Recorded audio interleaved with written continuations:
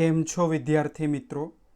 હવે આપણે ધોરણ 12ની અંદર એક નવું અહીંયા સેશન શરૂ કરીએ છીએ, ગુજકેટ. તમે સ્ક્રીન ઉપર જોઈ શકો છો. હવે ધોરણ 12માં જે 16 ચેપ્ટર છે તે 16 ચેપ્ટરના આપણે વિડીયો લેક્ચર અહીંયા અપલોડ કરવાના છે, જેમાં તમને શું જોવા મળશે તો બોર્ડની અંદર પૂછાયેલા MCQ પ્લસ ગુજકેટમાં પૂછાયેલા MCQ. તો દરેક ચેપ્ટરમાંથી લગભગ 60-50-60 જેવા MCQ અહીંયા કાઢેલા છે, જેનું સંપૂર્ણ સોલ્યુશન તમને જોવા મળશે. આજે આપણે શરૂ કરવાનું છે ચેપ્ટર નંબર 1 અને ત્યારબાદ આવી જ રીતે દરેક ચેપ્ટરના તમને વિડીયો જોવા મળશે. તો એક ખાસ સૂચના છે કે આગળના વિડીયો જોવા માટે સૌ પ્રથમ તો આપ ચેનલને સબસ્ક્રાઈબ કરી લો અને વિડીયોને જો તમને સારો લાગે તો એને લાઈક પણ કરો અને તમારા મિત્રો સાથે એને શેર પણ કરો. તો શરૂ કરીએ છીએ અહીંયા ઘન અવસ્થા ચેપ્ટર. પહેલો MCQ તમારી સ્ક્રીન ઉપર છે અહીંયા કે કોઈપણ સ્ફટિકની અંદર ધન આયન અને ઋણ આયન જો આપણી પાસે હોય અને આ ધન આયન અને ઋણ આયનનો ત્રિજ્યા ગુણોત્તર આપણે જાણતા હોઈએ તો તેના ઉપરથી આપણને કઈ માહિતી મળી શકે છે? તો જેનો જવાબ આવશે આપણને સ્ફટિકનો ભૌમિતિક આકાર નક્કી કરી શકીએ છીએ. કોઈ પણ આયોનિક સ્ફટિક આપણી પાસે હોય અને તેની અંદર ધન આયન અને ઋણ આયનની ત્રિજ્યા આપણી પાસે હોય તો તે સ્ફટિકનો ભૌમિતિક આકાર આપણે જાણી શકીએ છીએ. બીજો MCQ છે આપણી પાસે, BCC પ્રકારની ધાતુ સ્ફટિક રચનામાં પ્રાપ્ય કદનો કેટલા ટકા ભાગ ખાલી હશે? તો વિદ્યાર્થી મિત્રો અહીંયા પાછળ આખો ક્વેશ્ચન વાંચવાનો તમારે. તમે શું કરો છો, ઉતાવળમાં BCC જુઓ છો અને ડાયરેક્ટ 68 ટીક કરીને આવો છો, પણ અહીંયા તમને પૂછ્યું છે કેટલા ટકા ભાગ ખાલી હશે. તો આપણે જાણીએ છીએ કે પેકિંગ 100% હોય સંપૂર્ણ. હવે એમાંથી પેકિંગ જો 68% થયું હોય તો 100માંથી 68 બાદ કરશો એટલે કેટલા ટકા ભાગ ખાલી થશે? 32%. તો રાઈટ આન્સર અહીંયા શું આવશે? 32%. ત્યારબાદ આવે છે ત્રીજો MCQ કે NaClના સ્ફટિક ઘનમાં થપ્પીની ભાત કયા પ્રકારની હશે? તો NaClની અંદર આપણને AB પ્રકારની ભાત જોવા મળે છે. ત્યારબાદ આવે છે આપણી પાસે ચોથો પ્રશ્ન કે FeOમાં નીચેનામાંથી કઈ ખામી હોય છે? તો આપણે ક્ષતિવાળા ટોપિકમાં જોયું છે કે ધાતુ વધારો ક્ષતિ અને ધાતુ ઉણપ ક્ષતિ. તો ધાતુ ઉણપ ક્ષતિમાં એક જ ઉદાહરણ આપણી પાસે હતું FeO. તો FeOમાં ધાતુ ઉણપ ક્ષતિ દર્શાવે છે. ત્યારબાદ એક તમને આકૃતિ આપી છે. હવે આ આકૃતિને ધ્યાનથી જુઓ. અહીંયા કંઈક વસ્તુ મિસિંગ છે. એ જ રીતે અહીંયા પણ કોઈક આયન મિસિંગ છે, અહીંયા પણ એક આયન મિસિંગ છે, અહીંયા પણ એક આયન મિસિંગ છે. સમજો, આ Cl-, આ પણ Cl-, આ પણ Cl-, આ પણ Cl-. તો અહીંયા જે આયન મિસિંગ છે એ કયો હશે? K+. ચલો, એવી જ રીતે અહીંયા કયો આયન મિસિંગ હશે? Cl-. અહીંયા કયો હશે? K+. અને અહીંયા કયો હશે? Cl-. તો આ આકૃતિમાં તમે જોઈ શકો છો 2 K+ અને 2 Cl- આયન દૂર છે. એટલે કે જેટલા ધન આયન તેટલા જ ઋણ આયન અહીંયા ખૂટે છે, દૂર છે. તો આ કયા પ્રકારની ક્ષતિ હોય? તો જવાબમાં શું આવશે? શોર્ટકી ક્ષતિ. તો અહીંયા તમે જોઈ શકો છો આન્સરમાં છે શોર્ટકી ક્ષતિ. ત્યારબાદ છઠ્ઠો MCQ ઘણી વખત પૂછાયેલો MCQ છે. તો તમને આપ્યું છે કે એક પદાર્થની સ્ફટિક રચનામાં સોડિયમ પરમાણુ ઘનના ખૂણા ઉપર ગોઠવાયેલા છે. હવે આપણે સૌ જાણીએ છીએ કે ખૂણા ઉપર કોઈ એક પરમાણુ ગોઠવાયેલો હોય તો તે બીજા 8 એકમ કોષ સાથે સંકળાયેલો હશે. માટે સોડિયમ પરમાણુની કુલ સંખ્યાની આપણે અહીંયા ગણતરી કરી. તો 8 ખૂણા ઉપર રહેલા એક એક પરમાણુ એટલે કે 8 પરમાણુ અને પ્રત્યેક ખૂણા ઉપર 1/8 ભાગ ઓક્યુપાય હશે. એટલે અહીંયા જોઈ શકો છો 8 કટ એટલે ખૂણા ઉપર તમને કુલ એક પરમાણુ જોવા મળે છે સોડિયમનું. માટે અહીંયા અણુસૂત્ર આવશે Na1. લખો કે ના લખો ચાલે. ત્યારબાદ આગળ આપ્યું છે ઓક્સિજન પરમાણુ પ્રત્યેક ધારી ઉપર છે. હવે આપણે સૌ જાણીએ છીએ કે ધાર, તો ધારની સંખ્યા 12 હોય છે. તો અહીંયા તમને જોવા મળશે કે ઓક્સિજન પરમાણુ ધારી ઉપર એટલે કે ધારની સંખ્યા 12 છે. હવે ધારી ઉપર કોઈ પરમાણુ ગોઠવાયેલો હોય તો તે 4 એકમ કોષ સાથે સંકળાયેલો હોય છે. માટે આપણે ગણતરીમાં શું કર્યું, 12 ધારી એટલે 12 પરમાણુ ઇન્ટુ 1/4 એટલે ધાર ઉપર તમને કેટલા પરમાણુ મળશે, 3. તો અહીંયા તમે જોઈ શકો છો ઓક્સિજન 3 લખો અહીંયા O3. ત્યારબાદ તો આગળ આપ્યું છે ટંગસ્ટન એટલે કે W પરમાણુ ઘનના કેન્દ્રમાં છે. હવે કેન્દ્રમાં પરમાણુ હોય એટલે એ એક જ એકમ કોષ સાથે સંકળાયેલો હોય માટે Wની સંખ્યા 1 આવશે. તો અણુસૂત્ર બની ગયું NaO3W. તો જોવાનું તમારે Na2 છે એટલે આ ઓપ્શન નહીં આવે, Na2 આ ઓપ્શન પણ નહીં આવે, Na1 છે, W પણ 1 છે, ઓક્સિજન 3 છે. રાઈટ આન્સર આવશે C. ત્યારબાદ જોઈએ છે 7મો MCQ. તો ફરીથી અહીં એક પેકિંગ ક્ષમતાને રિલેટેડ MCQ. ષટકોણીય અતિ ક્લોઝ પેક રચનામાં કેટલા ટકા ખાલી જગ્યા હોય છે? તો ષટકોણીય એટલે કે હેક્ઝાગોનલ ક્લોઝ પેકિંગ. તો આપણે સૌ જાણીએ છીએ કે હેક્ઝાગોનલમાં પેકિંગ થયેલું હોય છે તે 74% થયેલું હોય. તો ખાલી ટકાવારી કેટલી આવશે? તો 100માંથી 74% બાદ કરો એટલે 26. ત્યારબાદ એક MCQ આપ્યો છે ક્વાડ્સ કયા પ્રકારનો ઘન છે? સૌ જાણીએ છીએ આણ્વીય બળોને આધારે 4 પ્રકાર પાડ્યા હતા. એમાં છેલ્લો પ્રકાર સહસંયોજક અથવા જાળીદાર ઘન, જેમાં ક્વાડ્સ એક્ઝામ્પલ આવે છે, સિલિકા આવે છે, ડાયમંડ આવે છે, ગ્રેફાઇટ આવે છે, સિલિકોન કાર્બાઇડ આવે છે વગેરે. તો જવાબ આવશે અહીંયા સહસંયોજક જાળીદાર ઘન. ત્યારબાદ મોસ્ટ આઈએમપી MCQ જે JEEમાં પણ પૂછાઈ ગયેલો MCQ છે કે ફેરાઇટ Mgf2O4 એ ખાલી જગ્યા પ્રકારનો ચુંબકીય ગુણધર્મ ધરાવે છે. હવે ચુંબકીય ગુણધર્મ આપણે 5 ભણી ગયા. અનુચુંબકીય, પ્રતિચુંબકીય, ફેરોમેગ્નેટિક, એન્ટી ફેરોમેગ્નેટિક અને ફેરીમેગ્નેટિક. તો જેમાં છેલ્લો એક ગુણધર્મ આપણી પાસે હતો ફેરીમેગ્નેટિક. તો ફેરીમેગ્નેટિક ગુણધર્મ અહીંયા ધરાવે છે. કયો? તો કે ફેરાઇટ. અને બીજું પણ ત્યાં મેં તમને આપ્યું હતું, આ એક મેગ્નેશિયમ ફેરાઇટ છે, તેવી રીતે બીજું એક ફેરાઇટ હતું આપણી પાસે ઝિંક ફેરાઇટ. બંને ગુણધર્મ અહીંયા આપણને જોવા મળે છે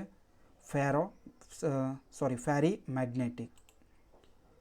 તો અહીંયા ફેરીમેગ્નેટિક રાઈટ આન્સર. ત્યારબાદ કે અંતઃકેન્દ્રિત એકમ કોષની રચનામાં પેકિંગ ક્ષમતા. તો અંતઃકેન્દ્રિતમાં આપણે સૌ જાણીએ છીએ ગોળાઓની સંખ્યા એટલે કે પરમાણુની સંખ્યા 2 હોય. એક પરમાણુએ રોકેલું કદ કેટલું હોય? 4/3 πr ઘન.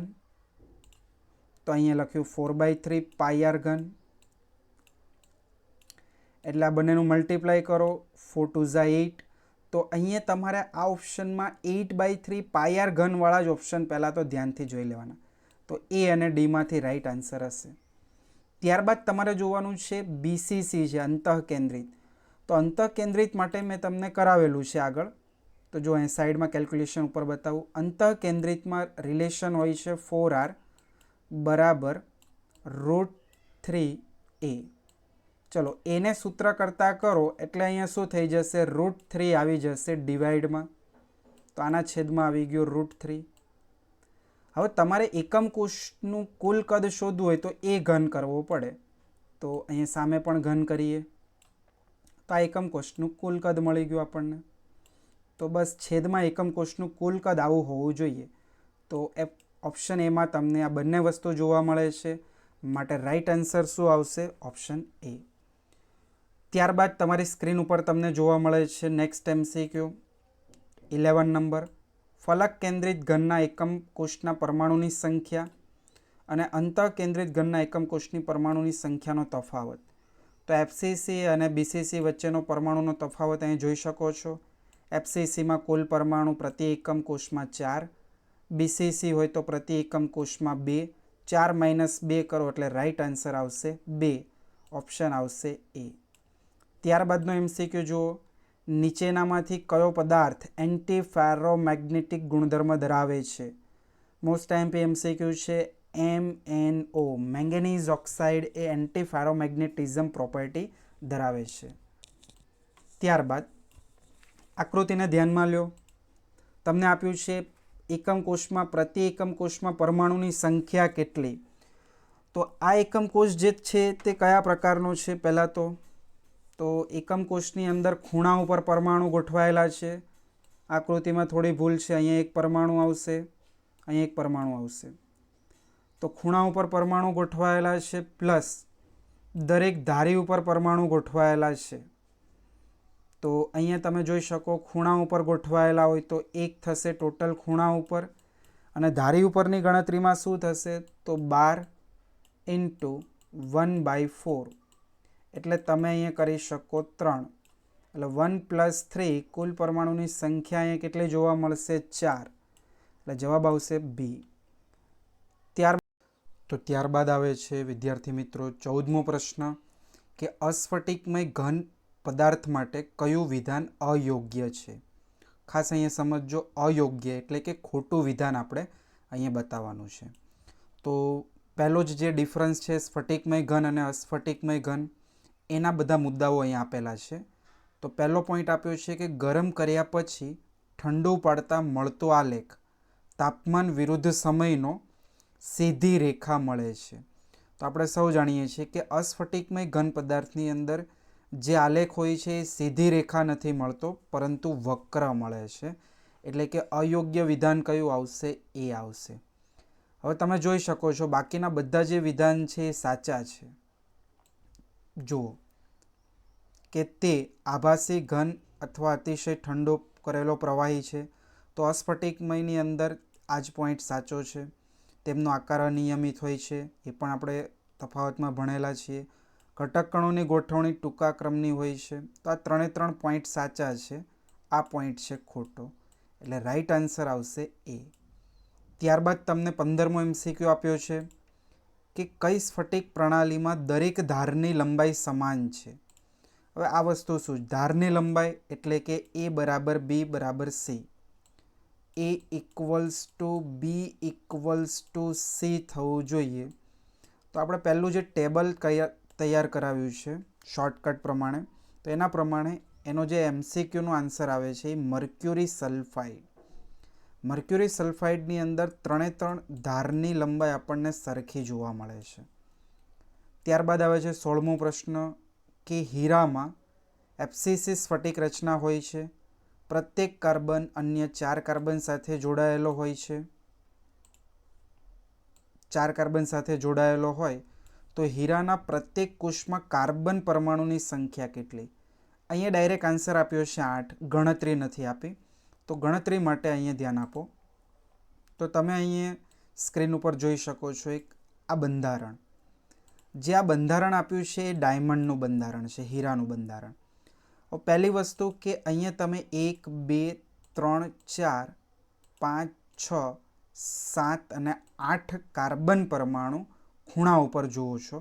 તો અહીંયા આપ્યું છે કે FCC રચના છે, એટલે આપણને પહેલી વસ્તુ ક્લિયર હોય છે કે 4 પરમાણુ પ્રતિ એકમ કોષમાં હોય છે, જેની ગણતરી અહીંયા આપી છે. ખૂણા ઉપર 8 × 1/8 અને 6 બાજુ આ 1, 2, 3, આ 4, આગળની 5 અને પાછળની 6 × 1/2 એટલે કે 3.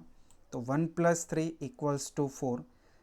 અને બીજી વસ્તુ કે 4 ફૂલ કાર્બનના પરમાણુ અંદરની બાજુએ હોય છે. આ રાઉન્ડ કરું છું તે 1, આ 2, આ 3, આ 4, એટલે ટોટલ જે કાર્બન પરમાણુ થશે એ કેટલા થશે? 8. તો એનો જવાબ શું આવશે? 8. ત્યારબાદનો MCQ પણ અહીંયા જુઓ.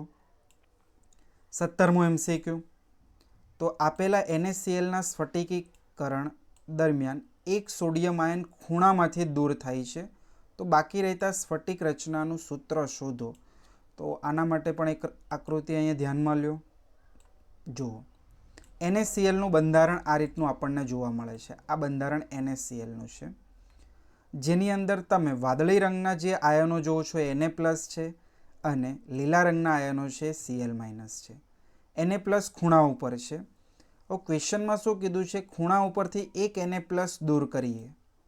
તો પહેલાં તો Na+ ટોટલ કેટલા છે? જો ખૂણા ઉપર 1, 2, 3, 4, 5, 6, 7, 8 અને બાજુ ઉપર 6, એટલે 8 ને 6 કેટલા થશે? અહીંયા 14.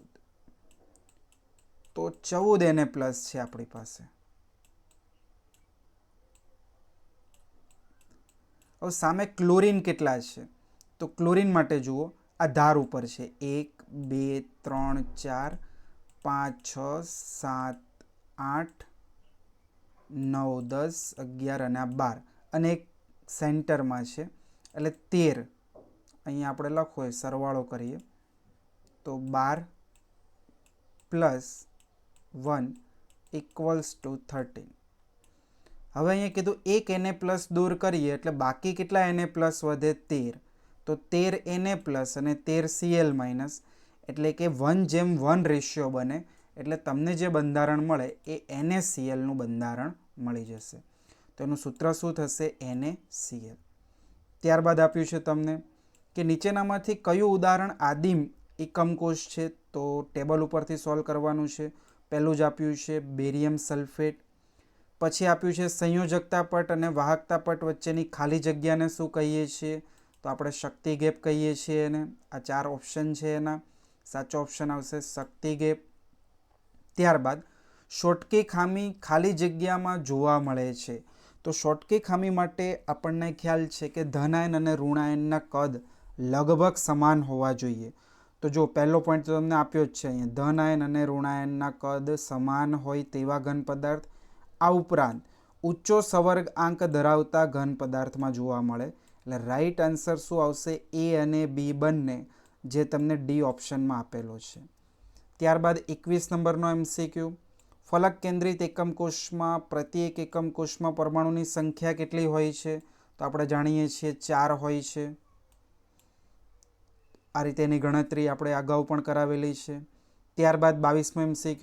K2Cr2O7ની સ્ફટિક પ્રણાલીમાં જે ટેબલ પરથી આ MCQ યાદ રાખવાનો છે તો એ પણ કરી શકો છો અહીંયા.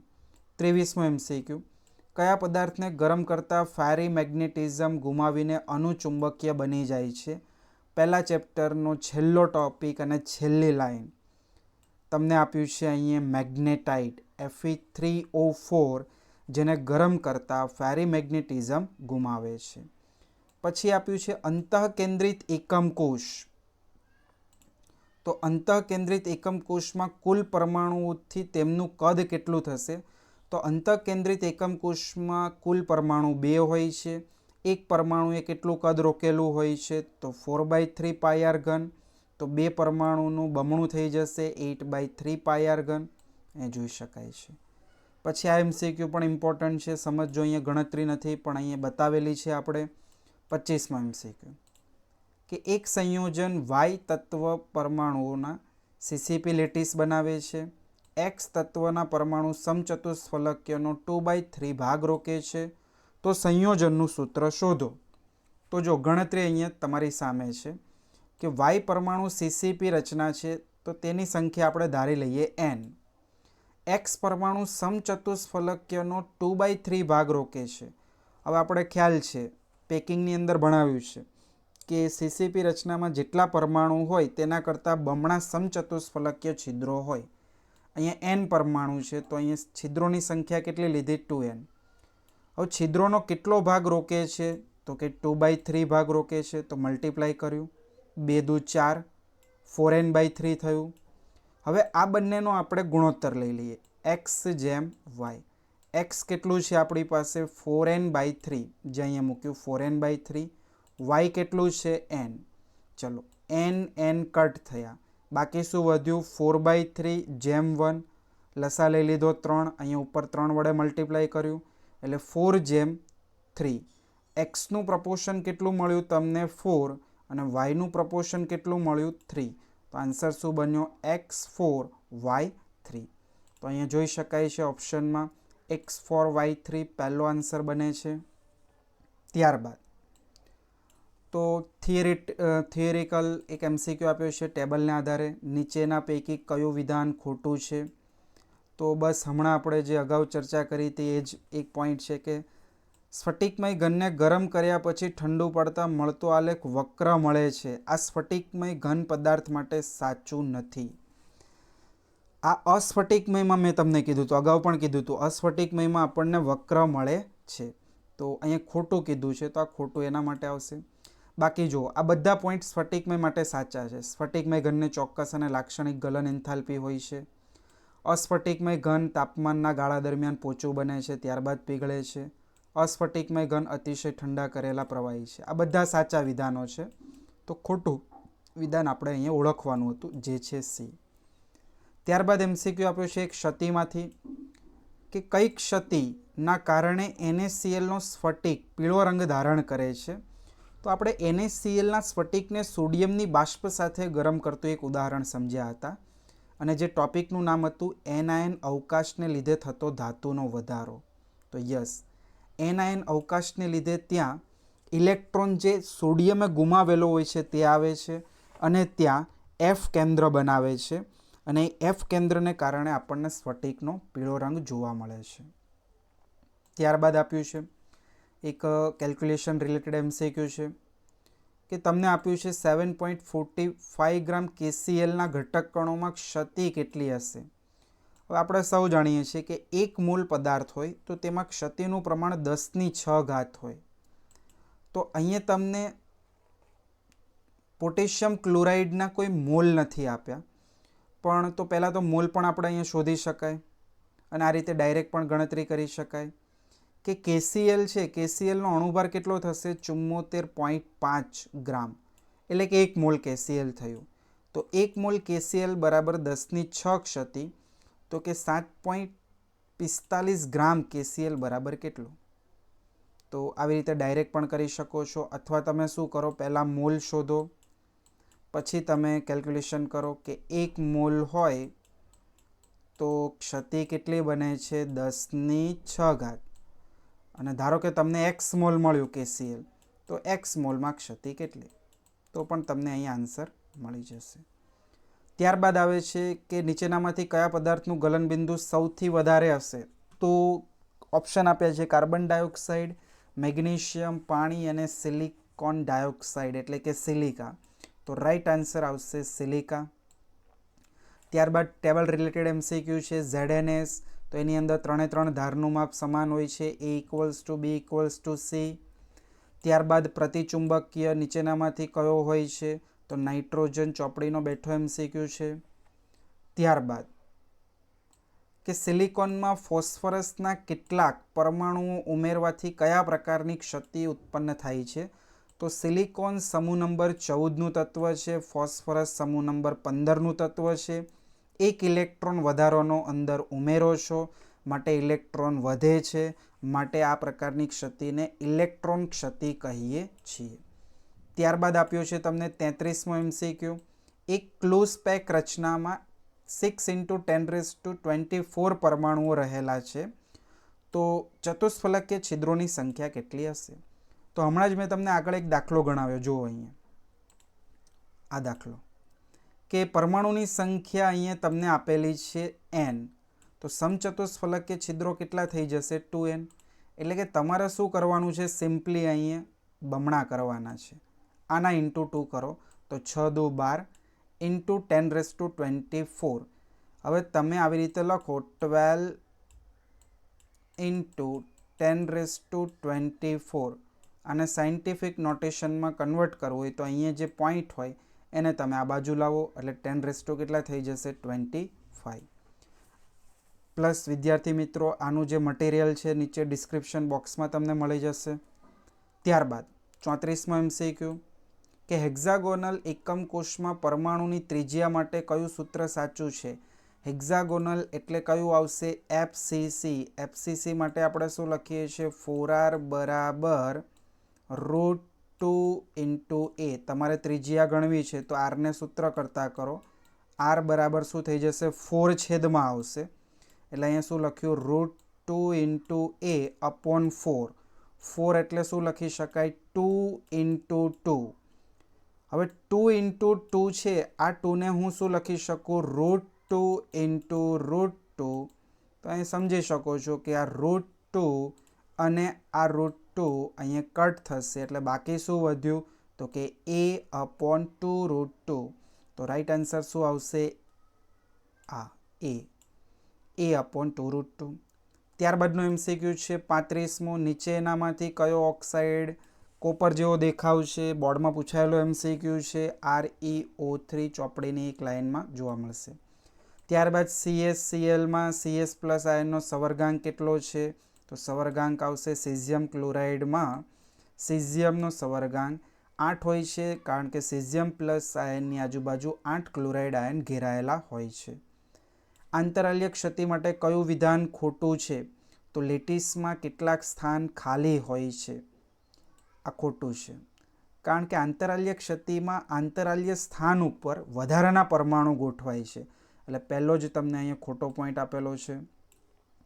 ફલક કેન્દ્રિત ક્યુબિક લેટિસમાં લેટિસ બિંદુની સૌથી નજીક પાડોશી ગોળાઓની સંખ્યા કેટલી?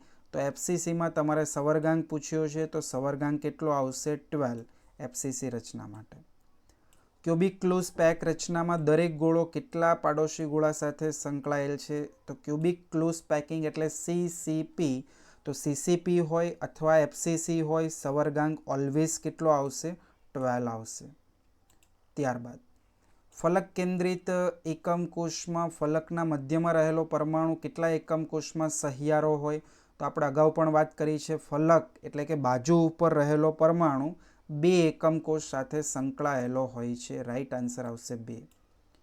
ત્યારબાદ 41 નંબરનો, કેક સંયોજન તત્વ X અને Yનું બનેલું છે. X તત્વ સમઘનના ખૂણા ઉપર છે અને Y તત્વ ફલક ઉપર છે. તો સંયોજનનું અણુસૂત્ર શોધો. તો સિમ્પલ છે. X પરમાણુ ખૂણા ઉપર છે, તો ખૂણા ઉપર ગણતરી. એકમ કોષમાં 8 ખૂણા એટલે કે 8 પરમાણુ. દરેક ખૂણા ઉપર 1/8 ભાગ હશે એટલે ઇન્ટુ 1/8. એટલે આપણને કેલ્ક્યુલેશનમાં શું મળ્યું? 8 8 કટ, એક પરમાણુ ખૂણા ઉપર મળ્યો, X મળ્યો તમને 1. ત્યારબાદ Y પરમાણુ ફલક ઉપર છે. ટોટલ ફલક કેટલી હોય? 6. એટલે 6 પરમાણુ, અને ફલક ઉપર કુલ પરમાણુ શોધવા માટે હાફ કરીએ છીએ એટલે 6 × 1/2 એટલે 3. એટલે તમને શું મળશે? Y3. તો રાઈટ આન્સર શું થશે? XY3. ત્યારબાદ નીચેના પૈકી કઈ જોડી સમાન સ્ફટિક રચના ધરાવતી નથી? તો અહીંયા તમે જોઈ શકો છો કે જે મેગ્નેશિયમ અને આર્ગોન છે તેની રચના સમાન હોતી નથી. મેગ્નેશિયમ એક ધાત્વીય ઘન પદાર્થ છે, HCP રચના ધરાવે છે. આર્ગોન એક બિન ધ્રુવીય અણુ છે. બાકી જે આ બધા બંધારણો છે, આ આણ્વીય ઘન છે, આ સહસંયોજક ઘન છે, આ આયનીય ઘન છે, આની સ્ફટિક રચના સમાન છે નહીં. ત્યારબાદ આપ્યું છે તમને 43મો MCQ, અષ્ટફલકીય છિદ્રો કેટલા ગોળાઓથી બને? તો અષ્ટફલકીયની અંદર 3 ઉપરના સ્તરમાં અને એના નીચે 3 નીચેના સ્તરમાં, એટલે 3 ને 3 6 ગોળાઓથી બને છે અષ્ટફલકીય છિદ્ર. અને ચતુષ્ફલકીય પૂછે તો 4 ગોળાઓથી બને. ત્યારબાદ 44મો MCQ, તમારે ચોપડીના ટેબલમાંથી જોડકા જોડવાના છે, જોડી શકાય છે. ત્યારબાદ 45મો MCQ, ઘન KClની ગલન એન્થાલ્પી કેવી હોય છે? તો ઓપ્શન આપ્યો છે ઘન KCl સ્ફટિકમય ઘન પદાર્થ છે, અને સ્ફટિકમય ઘન પદાર્થની અંદર જે ગલન એન્થાલ્પી એ ચોક્કસ અને લાક્ષણિક હોય છે. તો અહીં option number B is right. ચોક્કસ અને લાક્ષણિક, સોરી આ અલાક્ષણિક છે. ઓપ્શન નંબર D આવશે, ચોક્કસ અને લાક્ષણિક. તો અહીંયા D ઓપ્શન છે, ચોક્કસ લાક્ષણિક. KCl સ્ફટિકમય ઘન છે, માટે ચોક્કસ અને લાક્ષણિક ગલન એન્થાલ્પી હોય છે. આયનીય ઘન રચનામાં ફ્રેન્કલ ખામી શેને આધારે હોય છે? તો આયનીય ઘનની અંદર ફ્રેન્કલ ખામી, ફ્રેન્કલ ક્ષતિ ઉદ્ભવવાનું મોટું કારણ એ હોય છે કે તેમાં ધન આયન અને ઋણ આયનના જે કદ હોય છે તેમાં મોટો તફાવત હોય છે. ધન આયન નાનું કદ ધરાવે છે અને ઋણ આયન મોટું કદ ધરાવે છે. ત્યારબાદ નીચેના પૈકી કયા ઘન પદાર્થના ઘટક કણો વચ્ચે વિક્ષેપણ બળો હોય છે? તો કાર્બન ડાયોક્સાઇડમાં આપણને વિક્ષેપણ બળ જોવા મળે છે. પાણીમાં હાઇડ્રોજન બંધ હોય છે. સિલિકોન ડાયોક્સાઇડમાં સહસંયોજક બંધ હોય છે. અને SO2માં ધ્રુવીય આકર્ષણ બળ હોય છે. ત્યારબાદ કે X2Y3 સૂત્ર ધરાવતા સંયોજન સ્ફટિકમાં Y પરમાણુ CCP રીતે ગોઠવાયેલો છે. તો X પરમાણુ દ્વારા સમચતુષ્ફલકીય છિદ્રોનો કેટલો ભાગ હશે? આ MCQને બરોબર સમજજો. તો અહીંયા તમારે પહેલી વસ્તુ કે તમારે એક્સનો ભાગ શોધવો છે. તો એક્સને સૂત્ર કરતાં કરો એટલે 2 છેદમાં જતા રહે એટલે તમને શું મળશે, તમારે અહીંયા વાય પરમાણુ દ્વારા સમચતુષ્ફલકીય છિદ્રનો કેટલો, તો તમારે અહીંયા શું થશે, વાય પરમાણુ દ્વારા, વાય પરમાણુ સીસીપીમાં છે એટલે તમારે અહીં ગણતરીમાં શું થશે, 2/3, આ 3 છેદમાં જશે એટલે 2/3. હવે આપણે જાણીએ છીએ કે સમચતુષ્ફલકીયની અંદર બમણા હોય એટલે 2ને તમે કેન્સલ કરો એટલે આન્સર શું આવશે, 1/3. તો option C is right answer, 1/3. ત્યારબાદ આપ્યો છે તમને 49, નીચેના પૈકી કઈ ક્ષતિમાં કેટલાક ધન આયન આંતરાલીય સ્થાન ઉપર ગોઠવાયેલા હોય છે. તો ફ્રેન્કલ ક્ષતિમાં જે નાનું કદ ધરાવતો ધન આયન હોય છે તે પોતાના મૂળ સ્થાનેથી વિચલિત થઈને આંતરાલીય સ્થાન ઉપર ગોઠવાય છે. 50 નંબરનો MCQ, મેગ્નેટાઇટ નીચેના પૈકી કયો ચુંબકીય પદાર્થ તરીકે ઓળખાય છે. તો અહીંયા મેગ્નેટાઇટ આપણે જે છેલ્લું જોયેલું છે, ફેરી મેગ્નેટિક ગુણધર્મ ધરાવે છે. તો બસ બેઠો MCQ છે ફેરી મેગ્નેટિક પ્રોપર્ટી. તો આ 50 MCQ અહીંયા પ્રીવિયસ યર્સ ગુજકેટ અને બોર્ડમાં પૂછાયેલા MCQ છે. Thank you for watching.